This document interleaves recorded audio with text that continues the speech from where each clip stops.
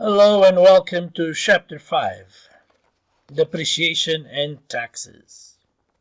So this chapter is going to build on Chapter 4 by going to more detail on how to compute, namely, depreciation and taxes. It begins by highlighting that depreciation is an allowable tax deduction that takes into consideration the wearing out or decline in value of a productive asset with use or over time. So note that is specific to productive assets, assets used in the production of goods and services. For example, we're talking about a machine. And then, as I highlighted in the previous chapter when talking about non-cash expenses, the textbook continues to state that depreciation is not an actual cash payment. It's an accounting entry, an accounting artifact.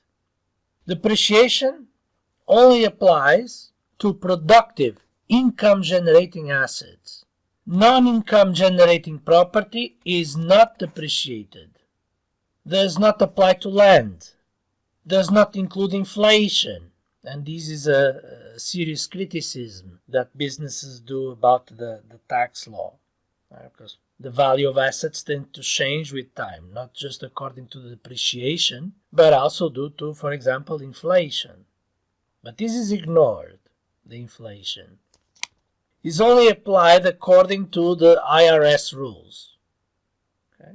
So we must follow what the Internal Revenue Services in the US says, or if we are doing international business, what the local governments say, because each country still has their own rules. So therefore, reading a cash flow statement from different countries means that we might be inferring wrongly those numbers, because they were computed most likely according to a different set of rules. So that's something to pay attention.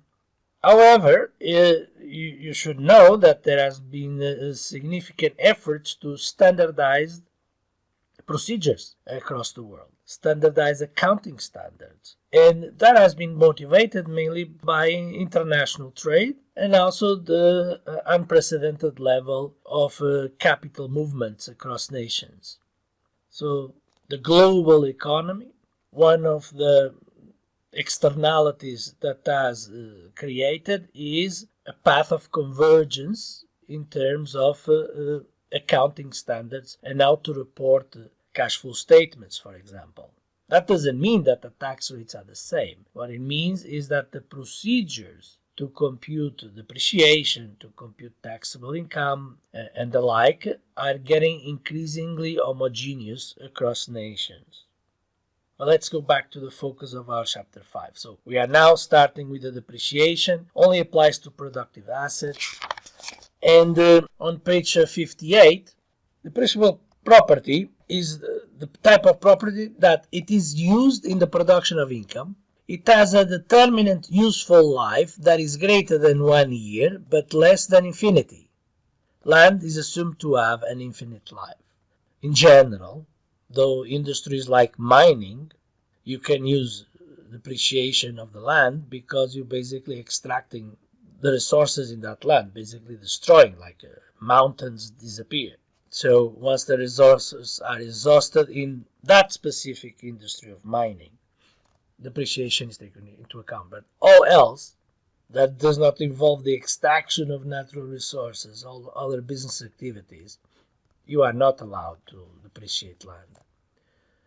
And 3, it can be used up, worn out, or lose value, that productive property, as it is producing income. Again, land is assumed not to be used up with use. Beginning and ending of depreciation. So depreciation in general only starts being written in the books when you actually use the asset, which does not need necessarily to coincide with the moment of purchase. So you need to pay attention to the moment of usage, not the moment of purchase. They typically coincide, but often they do not. What matters is the moment that we start using it, as highlighted here in the textbook. So it says, depreciation begins when the asset is placed into service, not necessarily when it's acquired, and ends when it's permanently retired from use or fully depreciated. So, for example, the IRS says a machine has an expected life of 6 years. That means that you're only going to record depreciation during that time, and if you are using it. Let's say that you end up keep on using the machine for additional 40 years, so by the 7th year, even though you are using it, you are no longer allowed to record depreciation. The asset has been fully depreciated. What it means that the term fully depreciated is that the book value of the asset has reached 0. So the asset typically starts with the value of what was the purchase cost, and then is depreciated, which means that, for example, an asset costs $20,000 and you record a depreciation of $5,000. So next year, the book value of the asset is not $20,000 anymore. It's the $20,000 minus the depreciation, which gives $15,000. And then the following year, the book value continues to decline at the pace of the depreciation recorded in the books. Now, coming back here, continues even when temporarily idle, but not permanently retired. So let's say during a certain week, you're not using the machine because you don't need it, but the production continues in the plant. Just that specific machine is momentarily idle, but you still can record. Now, notation. B is going to refer to bases. What is that? The initial cost of the asset, including all the other costs necessary to put the machine in your production line. So what does that mean? It means that you can add to the actual purchase cost the delivery cost, the installation cost, and setup needed to get the asset ready to produce income.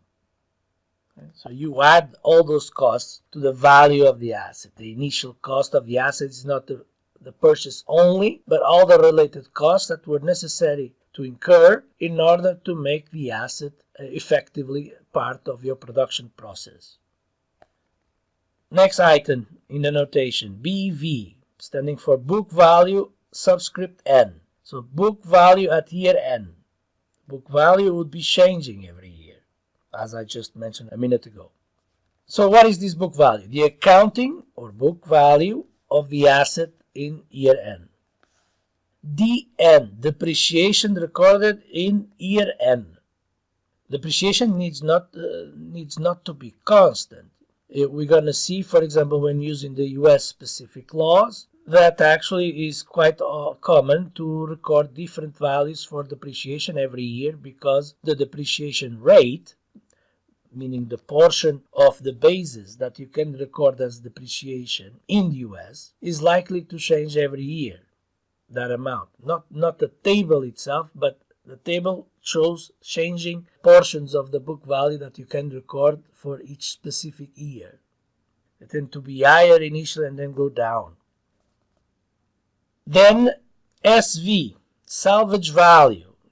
What is the salvage value? Is the net amount received for the used equipment. Notice that this deducts any dismantling, shipping, or the other costs needed to sell the used asset.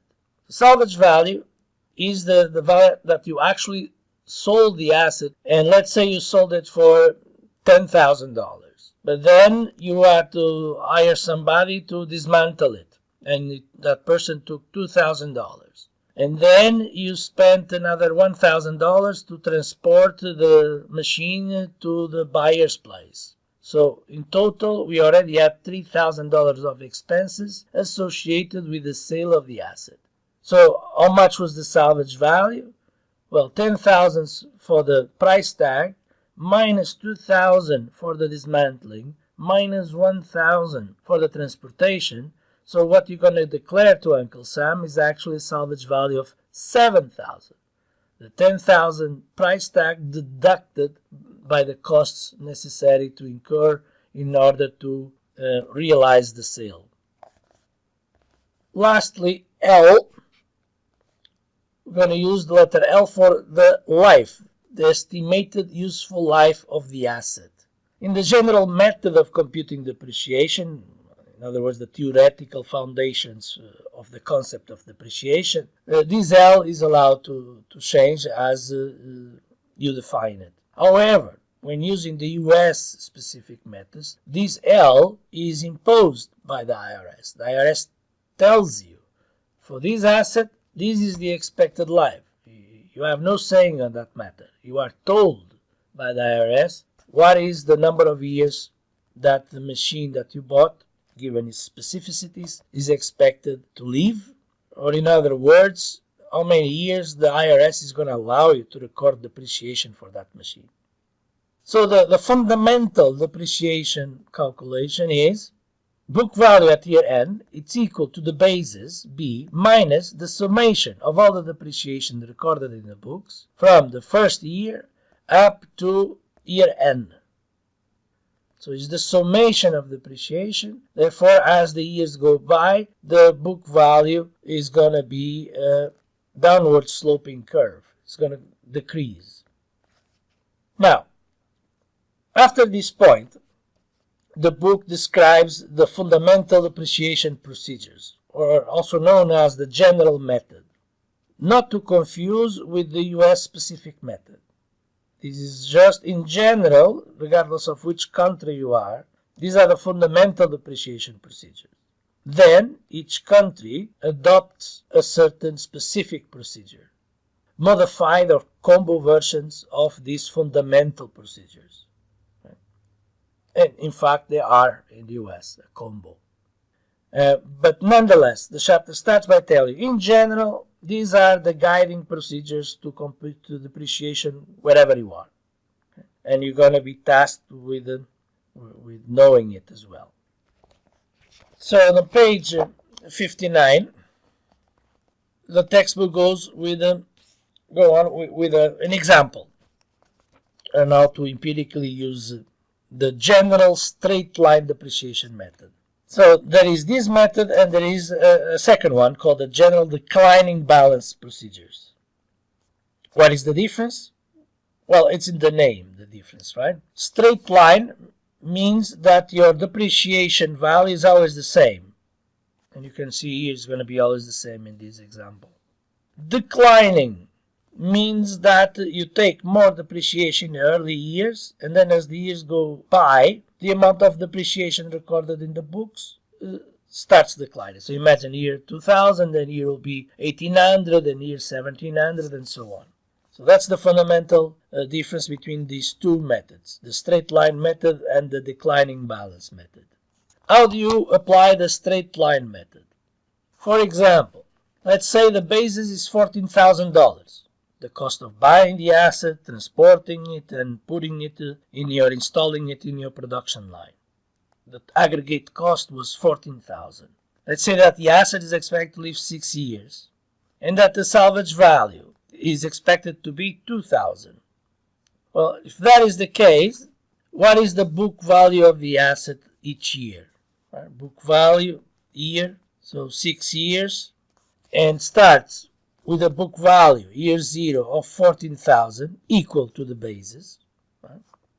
That after 1 year of usage, we're going to record how much in depreciation? Well, the formula is over there. The depreciation at a specific year end, is going to be equal to 1 over the number of years the asset is expected to live, 1 over L, times the difference between the basis and the salvage value. So basically summarizing to this formula, B, basis minus salvage value divided by L. That's how much depreciation you record every single year. So 14,000 for the basis, salvage value of 2,000, so we have 12,000 on the top, divided by the expected life of 6, so 12,000 divided by 6, 2,000. That's actually what I have here computed. Okay, 1 over L, times the basis minus the salvage value. Okay? So 2,000, that's how much depreciation you can record in every single year. Given that is expected to live for 6 years, note that once you reach year 6, you depreciated the machine in 2, 4, 6 8, 10, 12. Why not 14? Because you are expected to get paid 2,000, right? So the remaining book value, it's equal to the salvage value. So basically you only used $12,000 worth of the machine when the machine was worth 14,000, right? And then you sell it for the remaining book value of 2,000. If the salvage value was 0, these would add up to 14,000. Since the salvage value is 2,000, then what we're going to use is 14 minus 2,000, right? So $12,000 worth of the machine. And that's how much we record as depreciation. Anyway, let's look a little bit more into the detail that is explained here. It's very thorough, so that's why I'm using it to explain it to you, in addition to the words that you will read in the textbook, just to make your life easier. So in the calculation procedure is basically the replica of what I have there, right? Using that formula, 1 over L, the basis minus the salvage value, equal to 2,000. What is the book value at the end of the first year? Well, the book value at the beginning of the previous year minus the depreciation we recorded this year equals the book value in this year, 12,000. What is the book value at year 2? Remember that the book value, as shown in the previous page, is equal to the basis minus the summation of all depreciation recorded in the books up to that time. So up to year 2, the summation of depreciation is 4,000. 2,000 plus 2,000. So how much is the book value? 14,000 minus 4,000 equals 10,000. And so on. This procedure continues with the same rationale. For example, in year 5, we record again $2,000 of depreciation. In the previous year, the book value was 6. So this year is going to be 6 minus the amount of depreciation recorded this year, which is 2,000, equals 4,000. Or you can think of it as the basis minus the summation of depreciation up to this year. Right? So up to this year, 2, 4, 6, 8, 10,000. Right? So 14,000 minus the summation of all depreciation recorded up to year 5, which is 10,000, equals 4,000. The 14,000 minus 10,000 equals 4,000. Kind of simple procedure, but pay attention because things change. So let's talk about the next method, the general declining procedure. What is the difference? You can set up a speed for how fast depreciation is going to be recorded. And that's what we call the factor. So look that the depreciation recorded in a particular year, when talking about the general declining method, the formula is slightly different. It's the factor, not 1 divided by L, but the factor divided by L. And this is a number set up randomly. Well, you decide how much you want. And then you're not multiplying by the basis minus the salvage value. You are multiplying by the remaining book value. Remember, in the previous method, the straight line, the formula for depreciation in a particular year was 1 over L times the basis minus salvage value. So this value, the basis minus the salvage value, is constant throughout the years. For any particular year, this will always be the 14,000 minus the 2,000, so this will always be 12,000 for any given year. Here, in the declining method, the depreciation for a specific year is the factor divided by L times the remaining book value. And as we saw before, the remaining book value is always changing every year. So this number is changing every year as well. And you need to take that into account. However, note that the book value at a particular year, right? The formula is the same regardless of the method. The book value for a particular year is equal to the base minus the summation of all the depreciation recorded at that point in time. Now, talking about the factor specifically.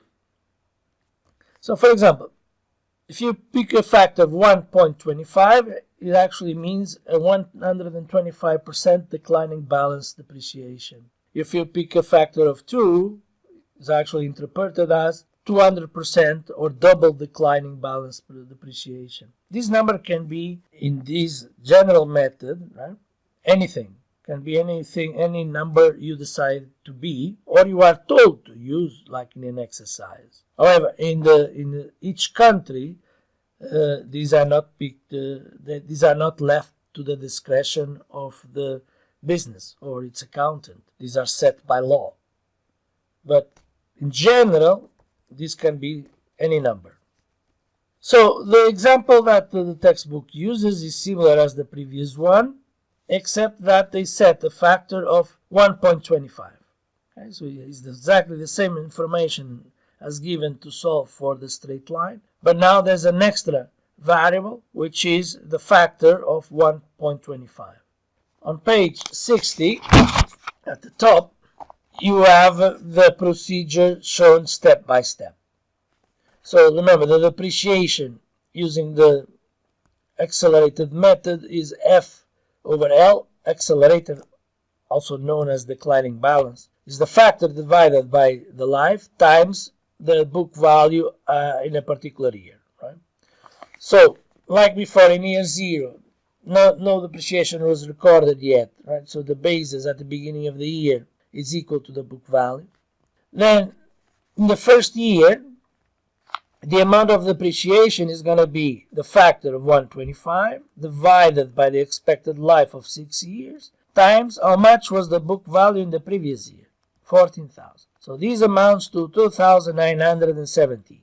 What is the book value of the asset at the end of the first year? The 14,000 minus this 2,917, which gives $11,083. Year 2, depreciation. How do you compute it? The 1.25 factor divided by 6 times what was the book value at the beginning of that year. So that was 1183. This is the end of the previous year, beginning of the next year. Right? So 1183. How much is the depreciation recorded in the books now in year 2? 2,309. So note, you went down, right? That's why it's called the accelerated method. You take more at the beginning than at the end. Or declining balance procedure, right? The amount of depreciation is declining. The book value at the end of the second year, it's equal to the basis minus the summation of depreciation up to that point. The basis was 14,000. The summation of the depreciation is the summation of these two numbers, about 5,200. So when you do that, you get 8,774. The same is to say, the 1183 minus the 2309 give you this number, because this one already includes that depreciation amount. And for example, at year 5, how do you compute the depreciation amount? The factor divided by the life times how much was the book value at the beginning of this 5th year. And you get there. You get that value from the end of year 4. So it was 5,499. So therefore, in year 5, you record the depreciation amount of 1146. So what is the book value at the end of year 5? How much was the book value before minus the next depreciation amount, which was 1146. So it comes down to 4,353. Or the same is to say, 14,000 minus the summation of all these depreciation amounts up to year 5, they give 4,353. And that's it. Now, a curiosity, whereas in the previous example, we were paying attention to the salvage value, in this method of the declining balance procedure, we totally ignore the salvage value. Right? What we we're doing here was multiplying by the book value at the beginning of each year. In the previous exercise, we were multiplying 1 over the life, 1 over L, times the basis minus the salvage value. So we were taking into account the salvage value. Right? When you do the declining balance procedure, you ignore the salvage value. You're not multiplying by the basis minus the salvage value. You're multiplying by the book value of the asset that particular year, right? At the beginning of that particular year, which means at the end of the previous year. So we totally ignore the the salvage value in this procedure. Now, for example, the remaining book value was, when you ended up year 6, the remaining book value was not 0. You not fully depreciated the asset, even though you used the accelerated method. This accelerated method still did not fully depreciate it, right? Because the book value is still 3,446. So you end up paying, in this case, with this factor of 125, you end up paying more taxes than you should, because remember, this is a non-cash expense used to inflate your costs, right, the depreciation amount, and you did not fully use, so you end up paying more taxes than you should. How could you have solved this? For example, using a factor greater than 1.25. Let's say you use a factor of 3. You would certainly reach 0 as depreciation earlier on, because if the book value is negative, you are not allowed to record depreciation. You can, the book value can only reach 0, and when it reaches 0 means in the next year you don't record depreciation in your books because you already fully depreciated it. That's something to remember and explain here in the textbook. But what I was trying to stress was, in this case, when we use the machine for 6 years and the book value is still 3,446, and we're going to sell it for 2,000. The salvage value that was mentioned before. So in our books, the machine is worth more than what we are selling it for. So we're going to be losing money. We're going to declare a loss of 1,446. The difference between how much we get paid, the 2,000 for the machine, and how much the machine was still worth in our books. And that generates another interesting question, a follow-up, which is, well, if we're going to declare a loss, then that is going to also have tax implications, because you either pay no taxes because you had a loss, not a gain, or you are allowed to subtract this loss from other gain. Let's say you have 2 machines, and in this one you're going to have a loss of 1446. But another machine in that same year, probably you sold another machine, and let's say you got a profit of $1,500 on the other machine. So you add up your profit and your losses of everything you do, right, when you declare your taxes. So this loss could partially offset your other gains, so that you end up not paying as many taxes, right? I said machine B got a profit of $1,500. This machine A gave you a loss of 1,446, right? So at the end, when aggregating all these, you would declare just a profit of 54, a capital gain of only $54 when it comes exclusively to the selling of machines, right? Because you do other things. That's not the core of your business. This was an explanation of the general methods. There's 2. The straight line method, which takes salvage value into consideration when computing the value of depreciation, and the declining method procedure, which does not take the salvage value into consideration. And now, specific methods used in the US. So the section entitled Current US Depreciation Methods. I'm just going to give you a jump start to what are we talking about. In the US, you're going to use, when doing exercises where you are told use the US specific methods, what that means is that you're going to use the tables, the depreciation tables, shown on page 67, 68, and 69. There's 5 tables for you to use. And what do those tables show you? Well, the laws that exist in the United States. First thing, there is personal property and real property. So in the US, there are only 2 types of property, and they are called personal property and real property. What's the difference? Well, pretty much personal property is everything else that is not real property, real estate. Right?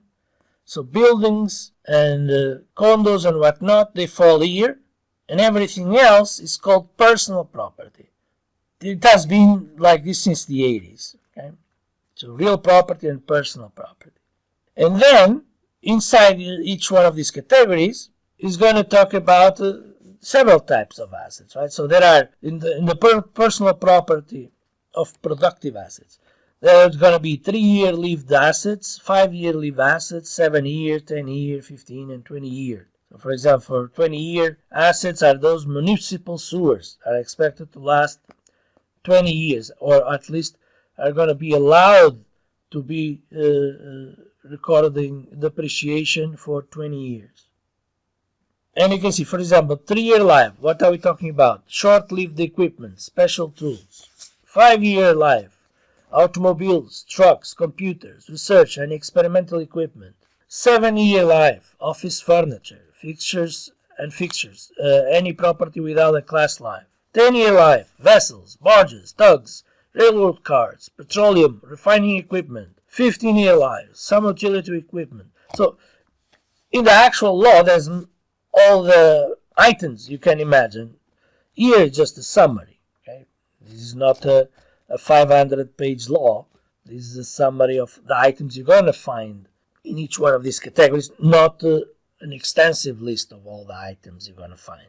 When talking about real property, you're going to have only 2 types: non-residential real property, and this one is going to be allowed a depreciation life of 39 years, and residential rental property, 27.5 years. It does not include hotels or motels. It's everything else but hotels and motels, the residential ones. And non-residential is everything else. And this one is about 27.5, the residential, and non-residential 39 years of depreciation. So when you are asked to solve an exercise, you're going to be told, for example, Steve bought a truck, right, for his farm, his business. Given the U.S. method of depreciation, find how much depreciation he was able to record by the 3rd year of usage of that truck. Okay. So we would come here. Where is trucks? You found it there. Okay. So you'll be told, okay, to compute depreciation for the truck, I'm going to use the 5-year class life of personal property. And then you would be told in the question which method to use, the straight line or the accelerated method, okay, which is based on that declining balance procedure we saw in the general methods. Note that the accelerated method here in the US is also referred as the normal method. So this is what is normal. Firms tend to prefer accelerated method of depreciation. Now remember that issue we were talking about a couple of minutes ago, that you may not end up fully depreciating the asset. Well, that is taken care of in the US law. What I'm saying is, if you add up all these rates, right? So this means for your 5-year class life. In the 1st year, you can record 20%. In the 2nd year, you can record 32%. So it went up actually, right?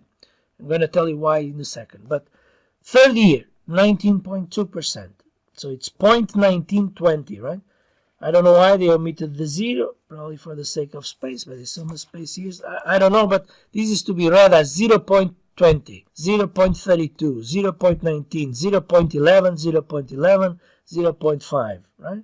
Note that, so there was this bump over here, and note that this is a 5-year asset, but there's going to be 6 years of records.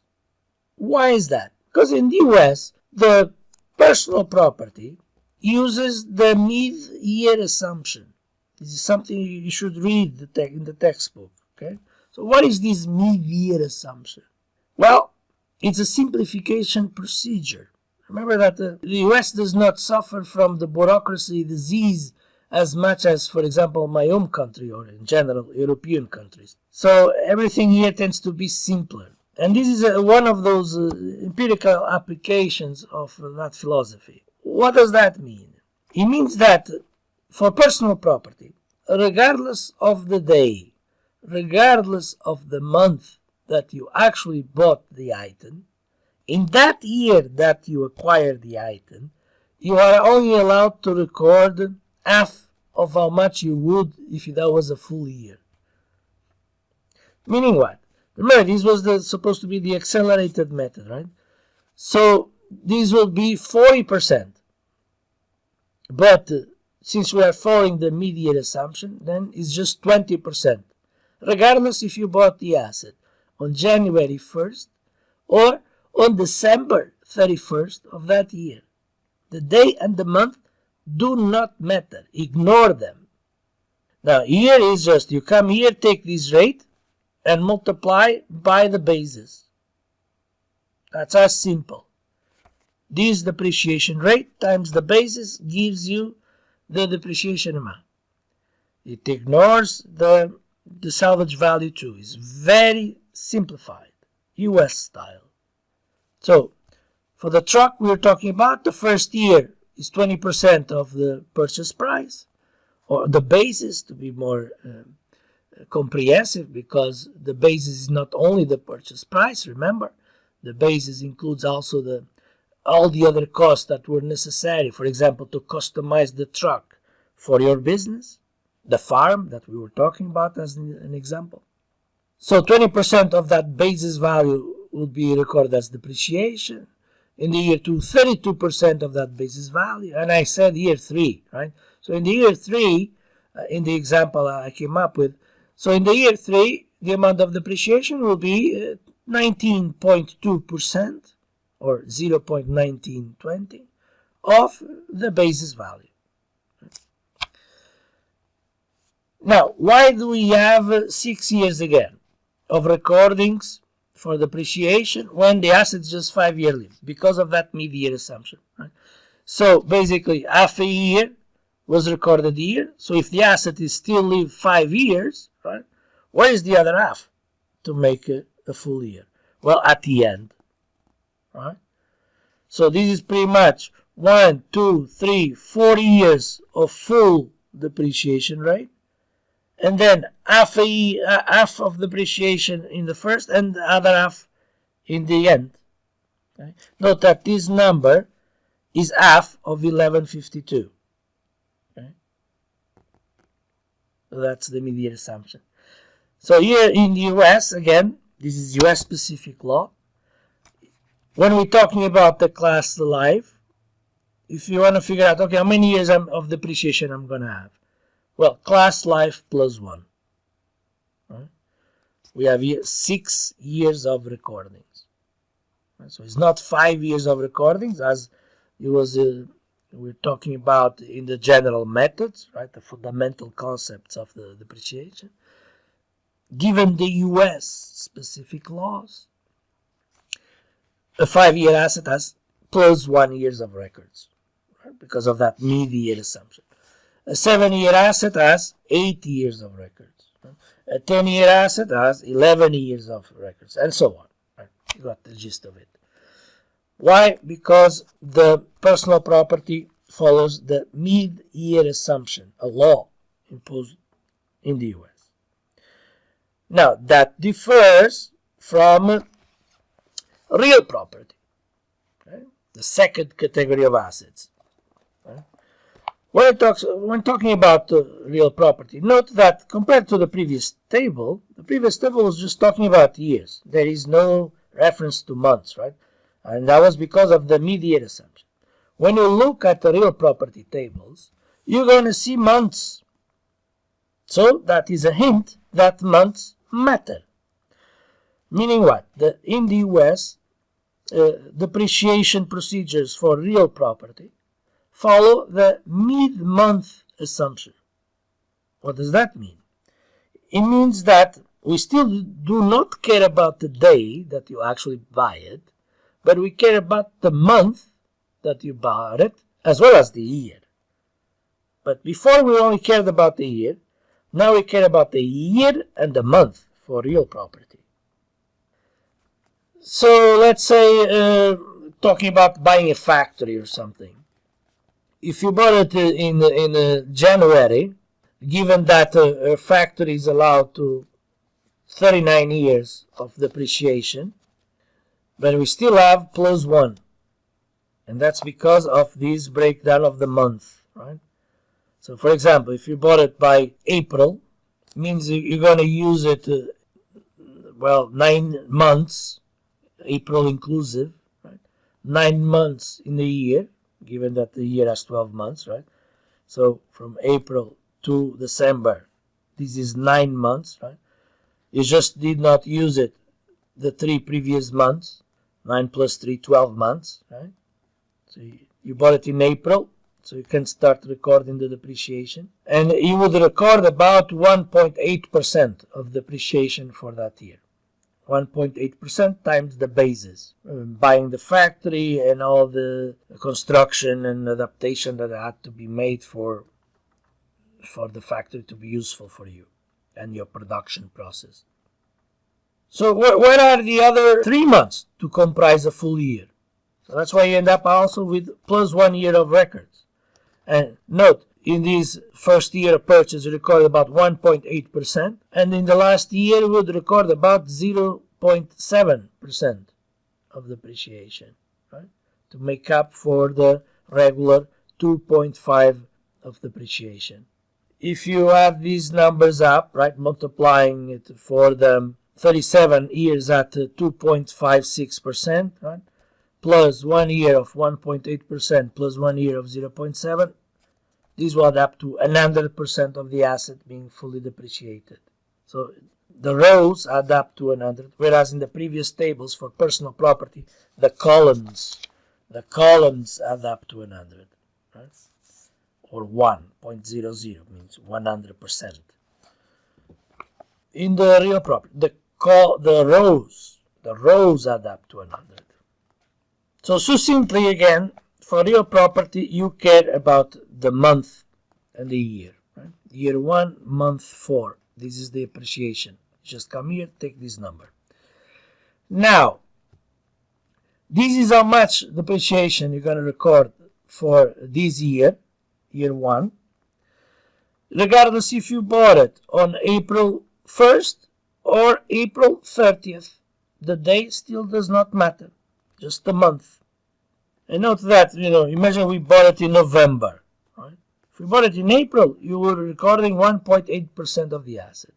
But since you bought it in November, you are only allowed to record for this year 1 0.3% of the basis value as depreciation. And look, in the last year, then the number will be greater. You can record 2.2%, which is basically what is missing from this full year of depreciation, right? Or in other words, the 0.025641 minus the 0.003203 equals this number, the 0.022439. So that's the rationale behind the US specific methods. And again, you have 5 tables. You always start in table 1 to figure out, okay, what is the class life we're talking about? Personal property, real property, how many years? Okay. Then you go to find out what are the numbers you should use. Table 2 is for personal property, and table 3 is for personal property as well. The difference being table 2 uses the straight line method. So if you are told record depreciation based on the straight line method, instead of going to table 3, you come to table 2 and use the numbers given here. So see how the information is displayed on this table 2. For example, 3-year asset. Or let's focus on the truck again. The truck, 5-year asset. Right? So how much depreciation is a straight line, meaning it should be always the same, right? But it's not going to be always the same because it uses the mid-month assumption. So if it was a 5-year asset, for depreciation to be always the same, it will be 100% of the value divided by 5 years, 20% per year, right? But since we use the mid-year assumption for personal property, then the first year, year 1, you are allowed to record half, of that amount, 10%. Right? Then from years 2 to 5, you record the regular 20%. And then the extra year, the extra half a year to make 5 years of usage, of life, ends up in 6 years of records. And in that last year, you record the remaining 10% to allow for the road to equal 100% of depreciation. So you come here, 5-year asset. This column here gives how much you can record in the first year, how much you can record in the in-between years, and how much you can record in the last year. And the same type of display is shown for different expected property lives. So table 2, personal property, but using straight line method. Table 3, still personal property, but now using the accelerated method. Table 4, real property. Which category? Non-residential, and you can only use the straight line method. There's just one table for non-residential real property. You cannot use the accelerated method for real property, only for personal property. So, whereas you have 2 tables for personal property, when it comes to non-residential real property, you only get 1 table. Why? Because this is the only method you can use by law. Table 5, real property, but residential this time. Only 1 table because you can only use the straight line method. And that's it. This is the 5 tables you need to apply the US specific methods. Now, next topic, and then we're going to come to do examples, numerical examples. The next topic on the textbook is the treatment of salvage value. And what is this related? Well, at the end, when you sell the asset, do you actually have an accounting profit or an accounting loss? If you have a profit, which is also known as a capital gain, you're going to pay taxes. If you have a capital loss, you either don't pay taxes or you are allowed to offset your tax obligations if you have profits elsewhere in other activities of the business. So that's what this is talking about. Is at the end of when you're selling it, is the amount that you sold it greater than the book value? If it's greater than the book value, then you got a profit equal to the difference between the selling price minus the book value. If you are selling for a value below the book value, then you get a loss. And that's what this is illustrating over here towards at the end of page 69. Capital gain tax is equal to the capital gain tax rate times the net capital gain. Meaning what? The net capital gain is the difference between the capital gains and the capital losses. Again, the typical business sells many things many old machines at the same time. Potentially, it depends how big it is, right? So at the end, you aggregate all the capital gains and the capital losses, compute the differences between the gains and the losses. If this number is positive, you pay taxes. If its number is negative, you don't pay taxes.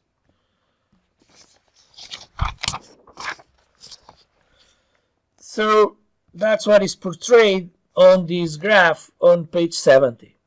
If the salvage value, which is the value at which you're selling the asset, is greater than the book value, right? The book value, BV, at time t, right? T here. The book value curve starts at the basis, right? That's the highest it ever reaches, right? So how much you paid for it, including all the adaptation costs and whatnot. And then as time goes by, the book value declines and goes to 0, converges to 0, eventually, right? If allowed to fully depreciate. But that's the typical shape of the curve, right? So if you sell at time t, if you sell it for a value above the book value, you have a capital gain and therefore pay taxes. If you sell it instead, SV2, salvage value 2, which is below the book value, then you have a capital loss. Right? So that's that concept illustrated simply in the graph.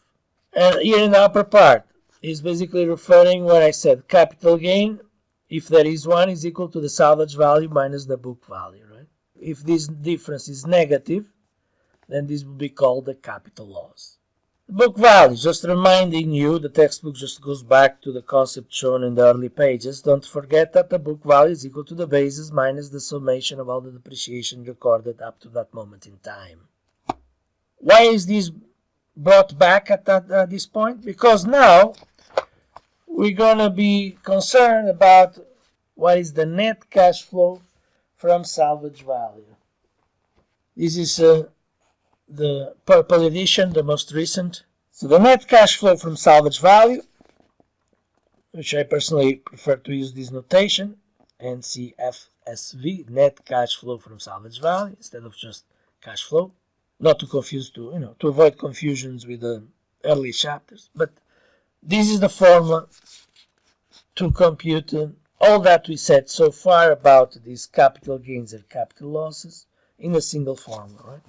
So how much money ends up in my pocket from selling the used asset is equal to how much am I selling it for, right? The salvage value, minus the tax rate that is applied to my gains, right? And how are the gains computed, right? These are the assessment if you have a capital gain or a capital loss. And you have a gain if this number computed here between the brackets is positive, it means you have a capital gain.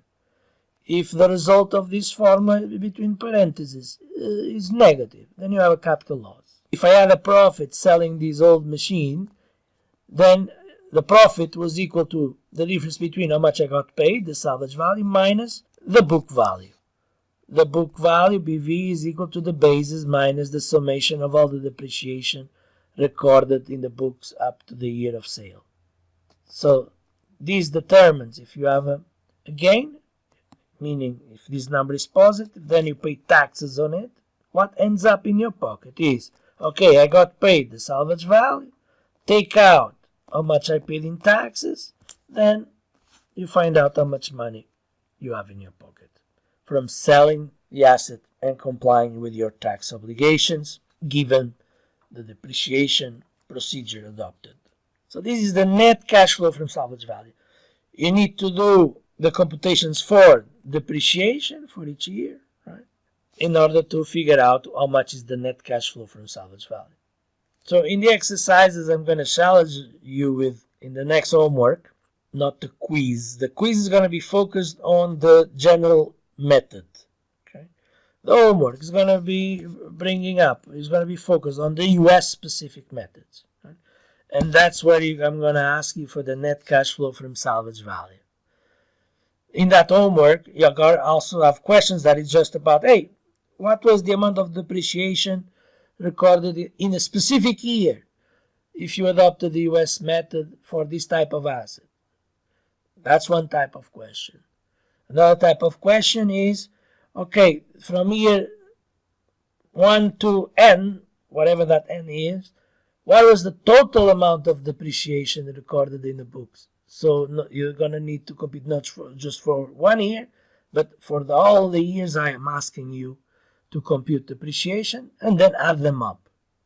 And lastly, the type of question for depreciation is going to be to compute this net cash flow from salvage value, which means that you need to do everything else, meaning compute the depreciation not just for 1 year, but for all the years that you kept the machine, and then use this formula. So the type of question gets increasingly more complex because it requires more computations. That's it. The net cash flow from salvage value is pretty much the culmination of the depreciation topic. Then the book proceeds talking about taxes. Okay, so tax rates are so important. Okay, how much are those taxes? And on page, that's what is discussed. Please read on pages 74 onwards. Okay. Basic description, right? The tax liability, how much you owe in taxes is equal to the tax rate times the base. How much is your taxable income? Okay. Now, prior to the December 2017 tax law.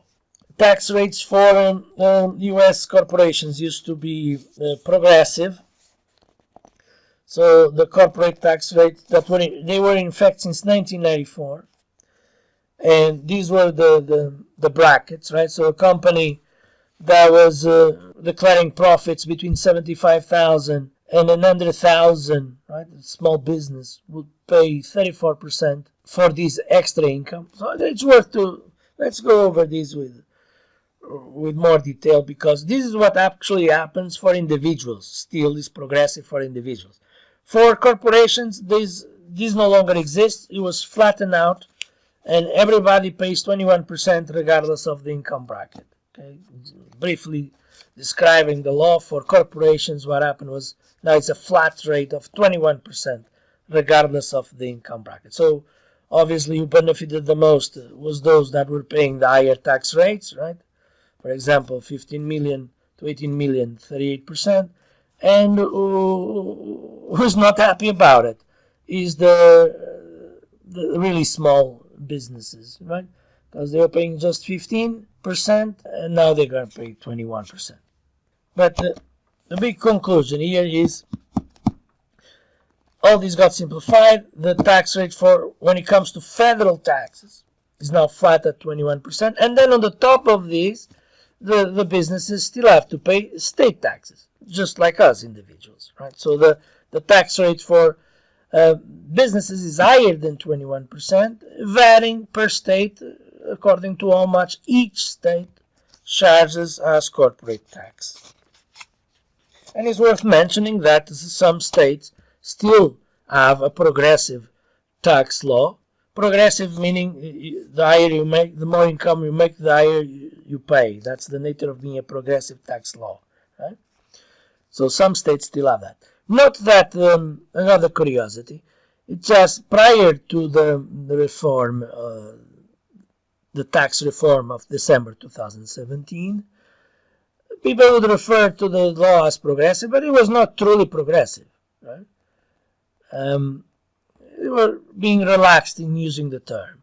Why? Because, for example, companies making up to $335,000, which is still a small medium enterprise, were paying 39% tax on this last $235,000 income.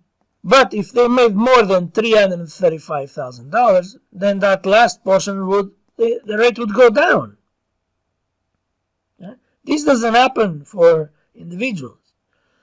And then if you make more than 10 million, they would go up 1%, but not coming back to the 39, or not even higher than 39, right? And then we'll pay 38. That was this last bracket, 15 to 18 million. But if you make 18 million, more than 18 million, you pay 35% on all income. So those used to be the rules. And you see that the power of large corporations, right? They were successful in lobbying to have lower tax rates for the upper echelons, right?